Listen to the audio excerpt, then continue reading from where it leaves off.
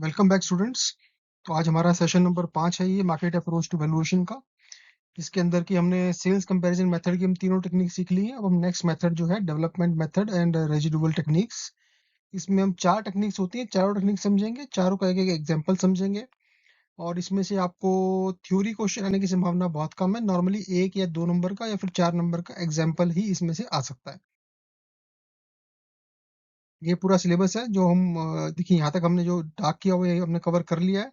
आज हम इसको एक चैप्टर का एक टॉपिक कवर करेंगे और अभी आने वाले आई थिंक टोटल 12 सेशंस में इसको हम पूरा कवर करेंगे। तो आज के हम डिस्कस करेंगे डेवलपमेंट और रेजिडुअल मेथड, दोनों एक ही बात है, कंफ्यूज नहीं करना है आपको। तो डेवलपमेंट मेथड बेसिकली क्या है कि जब कैपिटलाइजेशन रेट लैंड और बिल्डिंग का डिफरेंट हो बेसिकली। तो हमने देखिए इनकम अप्रोच के अंदर हमने जो कैपिटलाइजेशन रेट था वो सेम था लैंड और बिल्डिंग में। तो आपने यहाँ पर ये ध्यान रखना है कि कभी-कभी क्या होता है कि एग्जामिनर आपको बोलेगा नहीं कि आपको कौन सा मेथड यूज करना है। तो आपको वहां से हिंट मिलेगा कि अगर इसमें कैपिटलाइजेशन रेट अलग-अलग दे दिया है लैंड का और बिल्डिंग का, मैं जैसा बोलता हूँ कि आप सीक्वेंस में पढ़िए। अगर आपने इनकम अप्रोच नहीं पढ़ा है तो आपको आज का सेशन बिल्कुल समझ नहीं आएगा, क्योंकि जो हम बात कर रहे हैं। तो जब हमने इनकम अप्रोच के अंदर प्रॉपर्टी का वैल्यूएशन किया था लैंड का, लेसी का और लेसर का, तो वहां पर हमने कैपिटलाइजेशन रेट जो कि आर था वो सेम पकड़ा था। लेकिन अगर मान लीजिए कैपिटलाइजेशन रेट अलग अलग दे रखा है लैंड और बिल्डिंग का, तो उस केस में हम लोग ये टेक्निक यूज करेंगे। तो मैं आशा करता हूँ समझ गए होंगे आप। और सेकंड चीज क्या है कि जो 3 वैल्यूज होती हैं एक प्रॉपर्टी में, लैंड, बिल्डिंग और टोटल प्रॉपर्टी वैल्यू, इन 3 में से 2 डाटा या तो गिवन हो। अगर 1 नंबर का क्वेश्चन आएगा तो आपको सिंपल एक डाटा रहेगा कि इंफॉर्मेशन दे रखी होगी थोड़ी सी घुमा फिरा के, थोड़ा सा कंफ्यूज करके। और अगर 2 या 4 नंबर का एग्जांपल आएगा इसमें से, तो आपको कुछ इन्फॉर्मेशन, कुछ आपको डाटा निकालना पड़ेगा। हो सकता है उसमें मल्टीपल कॉन्सेप्ट्स भी अप्लाई कर दे वो एग्जामिनर। तो आपको लेकिन इतनी इन्फॉर्मेशन रहेगी कि इन 3 में से कम 2 वैल्यू आप निकाल सकेंगे, या तो value of land, value of building, value of property, कोई भी 2 वैल्यूएशन आप निकाल पाएंगे किसी और कॉन्सेप्ट को अप्लाई करके, या फिर क्वेश्चन में स्ट्रेट फॉरवर्ड दिया रहेगा। और कैपिटलाइजेशन रेट 2 रहेंगे इस केस में। तो देखिए इसमें बेसिकली 4 तरह के टेक्निक्स हैं। इस टाइप्स ऑफ रेजिडुअल के अंदर जो है 4 मेथड आते हैं। तो पहला land residual technique using direct capitalisation. Second building residual technique using direct capitalisation. तो ये दोनों डायरेक्ट कैपिटलाइजेशन सेम हो गया यहाँ पे, लैंड और बिल्डिंग ऐसे याद रखिए इसको आप। पहला क्या है, डायरेक्ट कैपिटलाइजेशन, लैंड का अलग से हो गया और बिल्डिंग रेजिडुअल टेक्निक होगी। उसके बाद cost and sale comparison, cost and sale comparison, इसके अंदर भी लैंड रेजिडुअल, बिल्डिंग रेजिडुअल। तो आपने ये 2 याद रखने हैं, डायरेक्ट कैपिटलाइजेशन मेथड हो गया और से cost and sale comparison method हो गया। और इन दोनों के अंदर लैंड और बिल्डिंग का अलग अलग एक प्रोसेस में है। तो चारों मेथड को समझेंगे, फॉर्मूला को समझेंगे, और उसके बाद हम एग्जाम्पल के रूप में उस मेथड को, अपने कॉन्सेप्ट को रीइंफोर्स करेंगे। तो पहला मेथड क्या है, land residual technique using direct cap. तो यहाँ पर क्या है, valuation of land is being done basis हाबू of the land, assuming value of building equal to cost of construction. तो देखिए अब हमने हाबू कॉन्सेप्ट यहाँ पे यूज किया, हाईएस्ट एंड बेस्ट यूज। तो जो मैं बोलता हूँ कि आप ऑर्डर में पढ़िए, तो जो हमने पहला सेशन था वैल्यूएशन ऑफ रियल एस्टेट में, उसके अंदर हमने हाबू वाले कॉन्सेप्ट को अच्छे से डिटेल में एक्सप्लेन कर रखा है, हाईएस्ट एंड बेस्ट यूज। तो आपने हाबू की बेसिस पे, हाबू एज्यूम करके उसका जो बिल्डिंग है, जो उसका जो बेसिकली जो लैंड है, उसका वैल्यूएशन निकालना है। और उसके ऊपर बिल्डिंग का जो वैल्यू है वो कॉस्ट ऑफ कंस्ट्रक्शन के हिसाब से पकड़ना है। इसको एग्जांपल समझते हैं। For example, a piece of land after construction of building on it would generate NOI of rupees 2 lakh rupees। एक जमीन का टुकड़ा है, उसके ऊपर अगर हम हाबू कॉन्सेप्ट लगा के पूरी बिल्डिंग बना लेते हैं, तो हाइपोथेटिकल हो रहा है सारा चीज। ये हाइपोथेटिकली उसके ऊपर 2 लाख रुपए का किराया आ सकता है, नेट ऑपरेटिंग इनकम। वो क्या होता है, ग्रॉस इनकम माइनस आउटगोइंग्स। ये हम कॉन्सेप्ट को multiple times income approach to valuation में डिस्कस कर चुके हैं कि एनओआई कैसे निकालना है। हो सकता है किसी केस स्टडी में आपको एनओआई डायरेक्टली ना दे रखा हो, और वहां पे आपको डिफरेंट इनकम स्ट्रीम्स दे रखी हो, डिफरेंट ग्रॉस इनकम दे रखी हो, और आपको बोले कि आप एनओआई आपको खुद निकालना पड़ेगा। तो केस स्टडी ऐसे कॉम्प्लिकेट करता है basically examiner, data straight forward दे देगा या फिर मल्टीपल एप्लीकेशन लगाएगा उसके अंदर कि एनओआई डायरेक्ट ना देके आपको आउटगोइंग दे देगा, ग्राउंड रेंट दे देगा, प्रॉफिट रेंट दे देगा, कुछ टेक्नोलॉजी यूज करेगा जो हमने पीछे पास्ट में यूज करी है। तो हमने एनओआई मल्टीपल टाइम्स पिछली केस स्टडीज में निकाल रखा है। आप उसको भी दिमाग में लेके चलिए कि एनओआई डायरेक्ट इनडायरेक्ट दोनों तरह से आ सकता है। If cost of construction of the building is 14 lakhs, तो मतलब उस पे हाइपोथेटिकल वे में अगर हम बिल्डिंग बनाएंगे, उसकी कॉस्ट मान लीजिए 14 लाख रुपए है, जो assumption आ रही है उसके अंदर। And land capitalisation rate and improvement capitalisation rate are 9.5 and 10%। देखिए यहाँ पर दोनों के कैपिटलाइजेशन रेट अलग अलग आ गए। तो अब लैंड कैपिटलाइजेशन जो यील्ड रेट है, डिस्काउंटिंग रेट है लैंड वाले लैंड के लिए, वो है 9.5%। इम्प्रूवमेंट मतलब क्या? बिल्डिंग। इम्प्रूवमेंट और बिल्डिंग एक ही बात है, इसमें कंफ्यूजन नहीं होना आपने, both are one and same thing. तो आपको दो रेट दे दी यहाँ पे, इसका मतलब यहाँ पे आपको ये जो आपको रेजिडुअल टेक्निक से वो लगनी है। आपको वैल्यू ऑफ लैंड और वैल्यू ऑफ बिल्डिंग निकालनी है इस क्वेश्चन में। अगली स्लाइड देखते हैं कैसे निकालेंगे। तो एज यूजुअल मैंने लिखी data given in the question. यहाँ पर स्ट्रेट फॉरवर्ड आपको लैंड का जो लैंड और बिल्डिंग का एनओवाई दे दिया, एलबी लिख लिया हमने इसलिए याद रखने के लिए। Cost of construction of building 14 lakh रुपए है। कैपिटलाइजेशन रेट ऑफ लैंड है 9.4%, कैपिटलाइजेशन रेट ऑफ बिल्डिंग है आपका 10%। वैल्यू ऑफ लैंड और वैल्यू ऑफ प्रॉपर्टी आपको निकालनी है। देखिए 4 नंबर का क्वेश्चन ये एग्जाम्पल इस तरह का आ सकता है एग्जाम में। वीडियो को पॉज करिए, एक बार खुद सॉल्व करने का प्रयास कीजिए, उसके बाद नेक्स्ट स्लाइड पे मूव कीजिएगा। तो अब इसमें कॉस्ट ऑफ बिल्डिंग क्या है, देखिए कि जो NOI of building divide by capitalisation rate of building. तो अब जो एनओआई दे रखा है वो हमें लैंड और बिल्डिंग दोनों का दे रखा है, नेट ऑपरेटिंग इनकम। तो अब इस फॉर्मूले में देखिए जो हमने कॉन्सेप्ट लगाया, ये कॉन्सेप्ट हमने इनकम अप्रोच टू वैल्यूएशन से लगाया। समझिए अब बात को कि इनकम अप्रोच हमने अगर आपको याद हो, परपेचुअल इनकम स्ट्रीम जो आती है उसको अगर हम कैपिटलाइजेशन रेट से डिवाइड करेंगे तो प्रेजेंट वैल्यू ऑफ उसमें से निकल आती है। तो परपेचुअल सिंगल रेट जो यील्ड परचेज हमने किया था वो हम रीअप्लाई कर रहे हैं इस कॉन्सेप्ट को यहाँ पे। तो कॉस्ट ऑफ बिल्डिंग हमें दे रखी है 14 लाख रुपए, आरबी हमें दे रखा है 10%। तो हम यहाँ से net operating income of building निकाल सकते हैं। करेक्ट। तो इस जब ये 14 लाख रुपए और 10% डालेंगे यहाँ पे, तो जो एनओआई ऑफ बिल्डिंग है वो 1.4 लाख का हो गया। तो मतलब नेट ऑपरेटिंग इनकम जो बिल्डिंग से आनी चाहिए वो 1.4 लाख है। तो अब NO net operating income land के पर्टेनिंग कितना कितना हो गया? 2 lakh total land plus building का है। 1,40,000 बिल्डिंग के लिए निकाल लिया हमने वैल्यू, तो डिफरेंस जो होगा 60,000 रुपए, that is net operating income from the land, या फिर ग्राउंड रेंट जो हमने पास्ट में समझा था। ग्राउंड रेंट बेसिकली 60,000 रुपए साल का इसमें हो गया आपका। अब वैल्यू ऑफ लैंड कितनी होगी? साल का जो एनओआई है, मतलब ग्राउंड रेंट आपको आ रहा है, नेट नेट ग्राउंड रेंट आ रहा है या एनओआई आ रहा है, और कैपिटलाइजेशन रेट आपको दे रखा है 9.5%। तो जो वैल्यू ऑफ लैंड आ गई वो आपकी आ गई 6,32,000 रुपए। 60,000 को डिवाइड करेंगे 9.5% से, तो लैंड की वैल्यू कितनी आ गई? 6,32,000 रुपए। तो प्रॉपर्टी की वैल्यू कितनी हो गई? वैल्यू ऑफ लैंड आपको दे रखी है ऑलरेडी, और कॉस्ट ऑफ कंस्ट्रक्शन आपने निकाल ली है यहाँ से। जो आपका वैल्यू है बेसिकली, जो आपको कॉस्ट ऑफ कंस्ट्रक्शन 14 लाख रुपए क्वेश्चन में ऑलरेडी दे रखी है, दोनों को ऐड कर देंगे तो आपका ये वैल्यू आ गया 20,32,000 रुपए। इसको देखिए हम एक्सेल से नहीं कर रहे हैं, क्योंकि इस तरह के सिंपल जो फॉर्मूलाज हैं एक्सेल में हम already multiple times plus minus के फॉर्मूलाज पहले भी पास्ट में बहुत कर लिए हैं हमने, इसलिए मैं रिपीट नहीं कर रहा हूँ। अगर आप क्लास में आ रहे हैं और आपको लगता है कि एक्सेल में करना है तो क्लास में हम आपको करवा देंगे, लेकिन अभी वीडियो प्रिपरेशन के लिए हमने इसको दोबारा रिपीटेशन ऑफ टास्क नहीं किया। बिल्कुल बेसिक टाइप की एक्सेल है, आप इसको एक्सेल शीट में भी कर सकते हैं। सेकंड मेथड समझते हैं, देखिए land residual technique using direct capitalisation. तो पहला वाला क्या था? बिल्डिंग रेजिडुअल, अब हम लैंड रेजिडुअल से करेंगे। तो ये बेसिकली फर्स्ट मेथड से बिल्कुल आइडेंटिकल है। यहाँ पर क्या है कि पिछले वाले मेथड में हमने बिल्डिंग की वैल्यू निकाल ली थी, बिल्डिंग की वैल्यू आपको क्वेश्चन में दी रहेगी, राइट। यहाँ पर लैंड की वैल्यू दी रहेगी और रिवर्स करना है, पुट्ठा मतलब उल्टी कैलकुलेशन आपको करनी है। तो अब यहाँ पे क्वेश्चन की भाषा में समझते हैं। Suppose market estimates indicate that the land capitalization rate is 9.5%। Same question को हम देखिए मॉडिफाई कर रहे हैं अंडरस्टैंडिंग के लिए। लैंड का कैपिटलाइजेशन रेट 9.5% ही है, जो बिल्डिंग का कैपिटलाइजेशन रेट है 10% है। लैंड वैल्यू यहाँ पे 4.5 लाख रुपए दे दी इसने।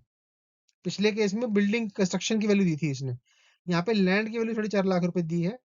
2 लाख रुपए वही सेम, 2 लाख रुपए की प्रॉपर्टी से इनकम आ रही है।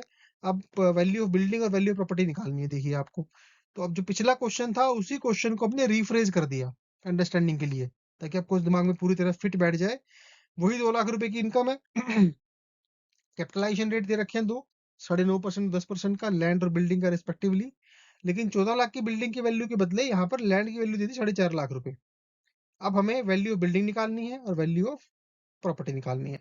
तो लैंड रेजिडुअल से याद रखिए कि अगर लैंड की वैल्यू दे रखी है तो रेजिडुअल वैल्यू कितनी होगी? रेजिडुअल किसकी होगी? बिल्डिंग की होगी।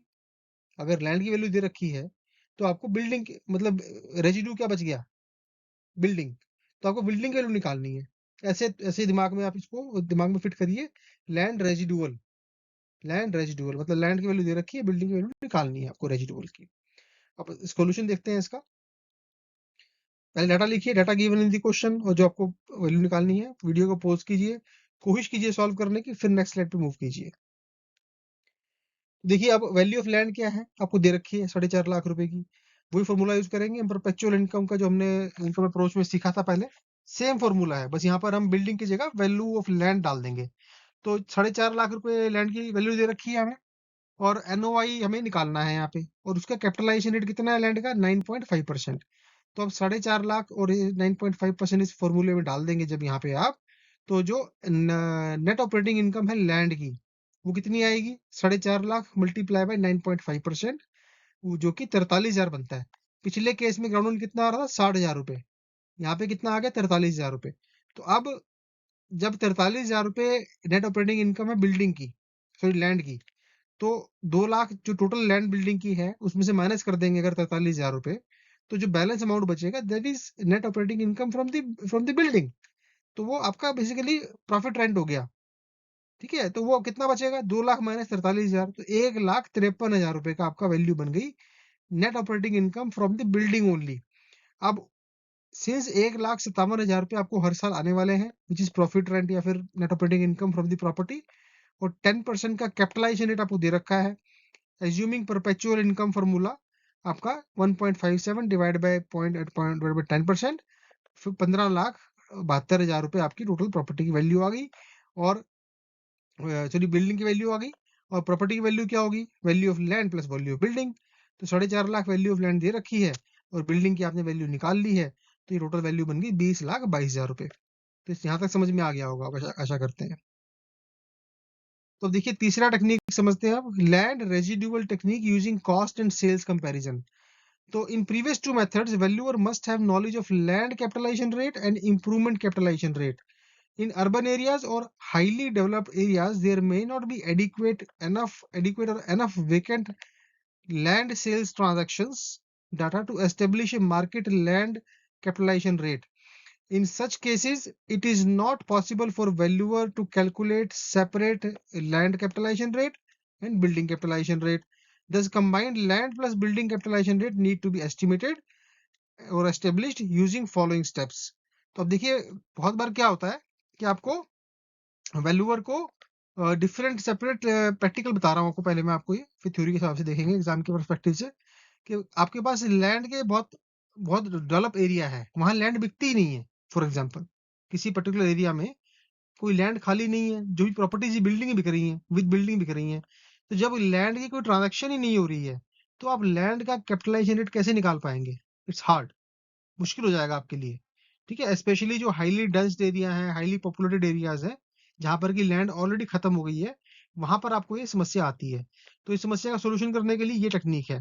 अब स्टेप्स क्या है? Calculate market value of the property either using sales comparison method और इनकम कैपिटलाइजेशन मेथड। तो हमने ये दोनों मेथड सीख लिए हैं कि पहले आपने प्रॉपर्टी की वैल्यू निकालनी है, कि सेल्स मेथड वाला लैंड बिल्डिंग दोनों की वैल्यू, सेल्स कंपैरिजन मेथड से या फिर इनकम कैपिटलाइजेशन मेथड से। दोनों मेथड हम डिटेल में with examples and case studies multiple time discuss कर चुके हैं पिछले सेशंस के अंदर। Calculate depreciated value of building using cost approach. देखिए कॉस्ट अप्रोच हम दोबारा से अभी नेक्स्ट उसमें हम करेंगे वैसे कवर, लेकिन हमने depreciated value and depreciation amount, दोनों चीजें हमने पिछली एक केस स्टडी में, I think income approach to valuation वाली एक केस स्टडी थी, जो कि case study number 2, cinema hall के बाद जो हमने केस स्टडी करी है, जितना मैं सब याद कर पा रहा हूँ, उसके अंदर हमने ये डेप्रिशिएटेड वैल्यू डेप्रिशिएटेड अमाउंट दोनों निकाले हैं बिल्डिंग के। तो अगर आपने वो केस स्टडी नहीं करी है, पहले वो कर लीजिए। मैं इसलिए बार-बार बोलता हूँ कि पिछला वाला सेशन देख के तब आप जंप करिए। अगर अदरवाइज़ आप आगे दौड़ पीछे छोड़ वाला आपका चलेगा और आप पेपर कभी पास नहीं कर पाएँगे और फिर आप मेल करते रहेंगे, साहब मैंने 6 बार फेल कर दिया, 8 बार फेल कर दिया। तो मेरा जो फंडा क्लियर है, मैं अपने स्टूडेंट्स को क्लियर कट बोलता हूँ कि आप एक पैटर्न जो मैं बता रहा हूँ आपको, अपना दिमाग मत लगाओ, उसी पैटर्न पे आप पढ़िए, उसी ऑर्डर में पढ़िए और जो कॉन्सेप्ट मैं समझा रहा हूँ, जो कीवर्ड्स दिमाग में डाल रहा हूँ, वो लेके चले जाओ। आपका पेपर आपका पास होना ही होना है, कोई डाउट नहीं है इसमें। सीधा फॉलो करो। फिर तीसरा स्टेप क्या है? Market value of land is equal to market value of property minus depreciative value of building. तो सिंप्लीफाई करके बोलते हैं कि पहले पूरी बिल्डिंग का वैल्यू निकाल लो आप, पहले पूरी प्रॉपर्टी का वैल्यू निकाल दो, लैंड प्लस बिल्डिंग का। फिर आपने कॉस्ट अप्रोच से वैल्यू ऑफ बिल्डिंग निकालनी है और फिर लैंड की वैल्यू निकल आएगी वहां से आपकी, क्योंकि लैंड की वैल्यू आपके पास अदरवाइज कोई सेल्स इंस्टेंस मार्केट के नहीं है, तो आप लैंड रेजिडुअल मेथड से आप कर ही नहीं सकते उसको। तो यूजिंग सेल्स कंपैरिजन अप्रोच, देखिए इसमें आपको बेसिकली ये मैंने थोड़ा सिंप्लीफाई कर रखा है क्वेश्चन को, लेकिन इसके अंदर से आपकी केस स्टडी बन सकती है। तो आपको अभी जो एग्जांपल हम समझ रहे हैं उसमें क्या है, using sales comparison approach an 8-year old property is valued at ₹74 lakhs. Using the cost approach, replacement cost new of the improvement is calculated as 32 lakhs.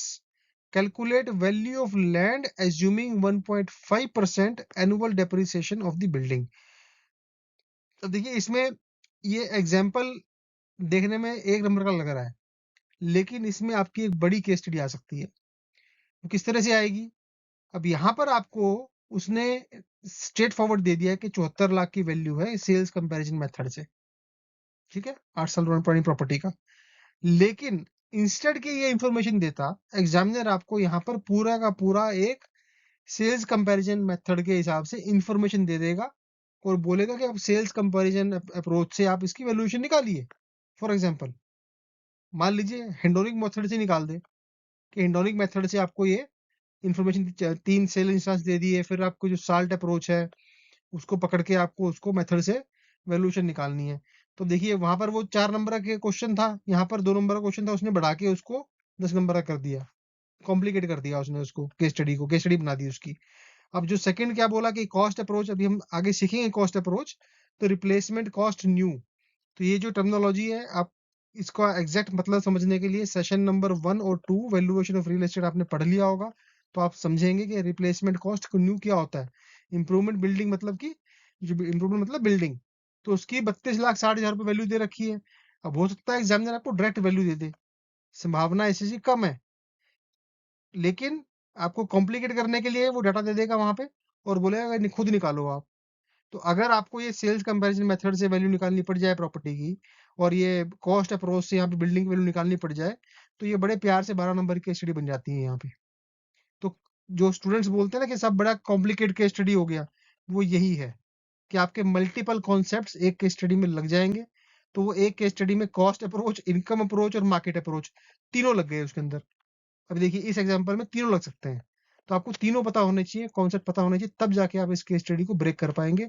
Otherwise आप इसको गलत ही करके आएंगे केस स्टडी को। और value of land assuming 1.5% annual depreciation, देखिए अब ये डेप्रिसिएशन यहाँ पे एनुअल दे दिया है इसने।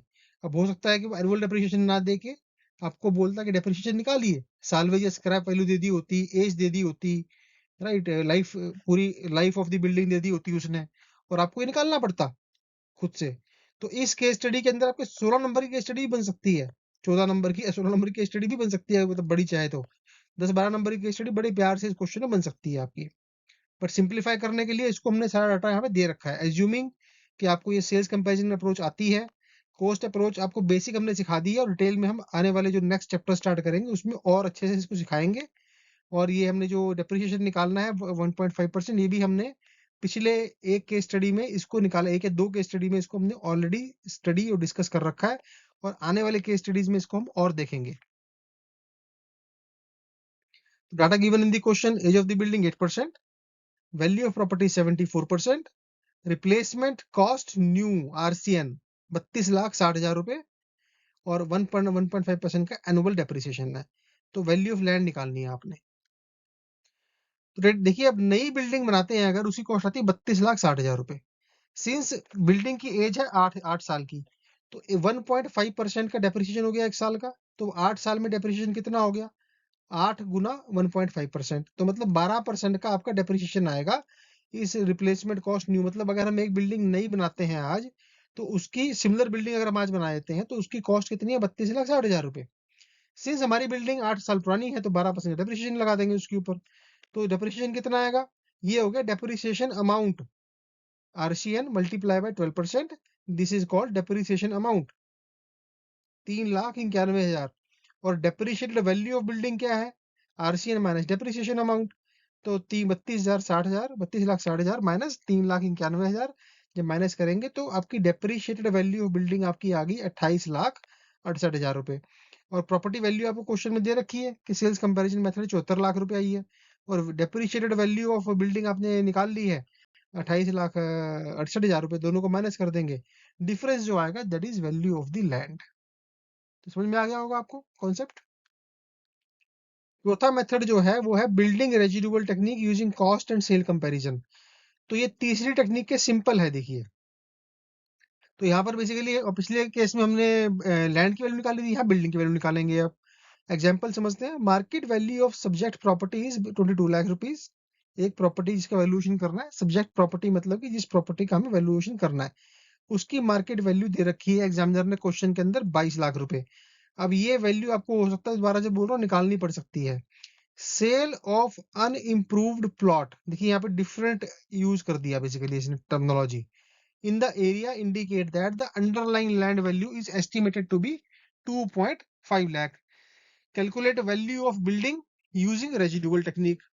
अब आपको ये समझ में आना चाहिए कि यहाँ पर उसने मार्केट वैल्यू दे दी प्रॉपर्टी की, और जो प्लॉट है उसका वैल्यू दे दिया है 2.5 लाख रुपए है, और आपको बिल्डिंग की वैल्यू निकालनी है रेजिडुअल टेक्निक से। थोड़ा सा कॉम्प्लिकेटेड लग रहा है, बिल्कुल सिंपल आंसर है इसका, देखिए अगली स्लाइड में देखेंगे आप। तो आपको सिंपल है, पूरी प्रॉपर्टी वैल्यू दे रखा 22 लाख रुपए, लैंड का वैल्यू 2,50,000 रुपए है, डिफरेंस निकाल देंगे तो बिल्डिंग की वैल्यू निकल आएगी। सिंपल, वेरी सिंपल आंसर, कोई दिमाग लगाना नहीं है इसमें। एक नंबर का क्वेश्चन आ सकता है, या फिर केस स्टडी के अंदर हो सकता है कि आपको निकाले कि आप वैल्यू ऑफ प्रॉपर्टी निकाल लीजिए, 8 नंबर की केस स्टडी आ सकती है इसमें से। तो आप उस तरह से भी आ सकता है क्वेश्चन। तो एक बार फिर से बहुत बहुत धन्यवाद आपका आज का सेशन देखने के लिए। आशा करते हैं आपको अच्छा लगा होगा, और अगर अच्छा लगा है तो प्लीज थम्स अप दीजिए, लाइक कीजिए सेशन को। और अगर आपने अब तक आपने चैनल सब्सक्राइब नहीं किया है तो सब्सक्राइब कर लीजिए, बेल आइकन क्लिक कर लीजिए, ताकि नेक्स्ट वीडियो अपलोड होते ही नोटिफिकेशन आ जाए आपके पास। और आशा करते हैं जब जल्दी जल्दी इसको समझ के अपने जल्दी जल्दी एग्जाम पास करेंगे, और एक गुड न्यूज़ की ईमेल मुझे करेंगे। Thank you.